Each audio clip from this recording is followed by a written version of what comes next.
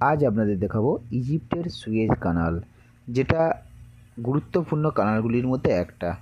Egypt দুটো জিনিসের জন্য পৃথিবী বিখ্যাত, একটা তার পিরামিড আর দ্বিতীয়টা হলো এই সুয়েজ কানাল। এই যে ডান দিকের মরুভূমিটা দেখতে পাচ্ছেন, এটা হলো এশিয়া, আর বাম দিকেরটা এটা হলো আফ্রিকা।